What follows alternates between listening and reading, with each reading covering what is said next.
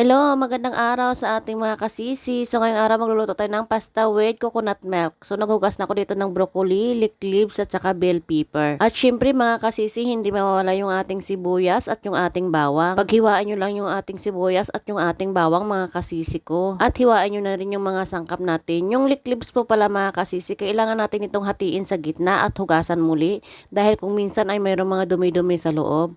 Ganyan yun, hiwain nyo sa gitna para maayos at malinis. Hugasan ito sa tubig, kung minsan binababad ko pa ito ng baking soda para mas maganda at masarap at malinis.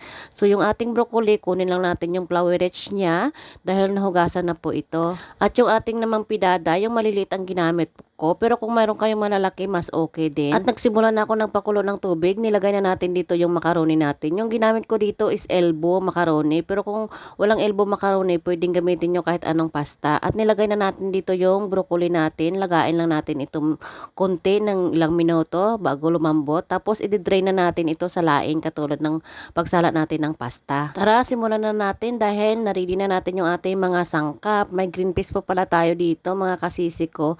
Tara, simulan na natin ang ating pagluluto. Sa kaldero o kawali, maglagay lang tayo dito ng konting mantika, katamtaman ng po mga kasisi dahil tipid-tipid tayo. Ilagay na natin yung ating bawang at saka yung sibuyas natin. Paghaluin lang natin ito para mag-golden brown. Igisahin lang natin ito yung bell pepper, yung ating leek leaves at yung ating green peas. Isa lang na po lahat mga kasisi ko para maisahan ang pagluluto natin. At dahil gatang ating gagamitin, so naglagay na ako ng isang latang gata. Pwede kayong gumamit ito ng fresh. Lagyan lang natin ito ng pampalasa, asin, paminta at takpan at isimmer ng 10 minutes. After ng 10 minutes, haluin natin ito. Kung kumukulo na yung ating gata, ilagay na natin yung ating pasta with broccoli. So, di ba kakaiba? Kung wala kayong tomato sauce, pwede nyo gawing gata ang ilalagay nyo sa inyong pasta. Di ba masarap sisi, kakaiba. At ito na, hinaon na natin sa ating Pyrex para iserve na natin sa ating lamisa. O hanggang dito na lamang. Maraming salamat po mga kasisi. Hanggang sa muli. Bye-bye.